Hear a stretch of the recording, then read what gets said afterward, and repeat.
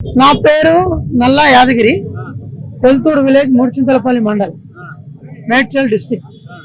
మా భార్య కొల్తూరు సర్పంచ్, కాంగ్రెస్ పార్టీ సర్పంచ్. నిన్న రేవంత్ రెడ్డి గారు ముఖ్యమంత్రి అయ్యిండు, అక్కడ ఎల్బీ స్టేడియం కూడా వెళ్ళాం. మాకు చాలా ఆనందం వేసింది.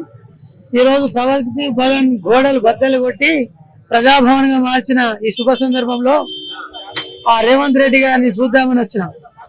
10 సంవత్సరాలు ఈ కంచె దాటి రానియాలి ఎవరిని. ఈ రోజు మనకు గడిల పాలన పోయి ప్రజాపాలన వచ్చింది కాబట్టి ఏ విధంగా ఉంటుందని చూడనీకి వచ్చిన. ఒకవేళ కలిస్తే మా గ్రామ సమస్యలు కూడా చెప్పుకుందామని వచ్చిన.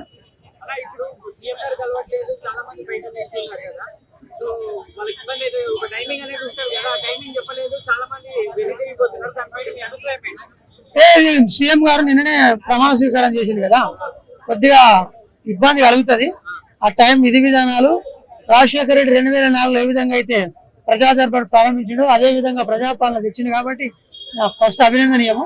ఏది ఏమైనా కానీ ఈ రోజు కొద్దిగా 10 గంటల వరకు అన్నాడు కాబట్టి 10 తర్వాత కూడా వచ్చారు కాబట్టి ఏం చేయలేము.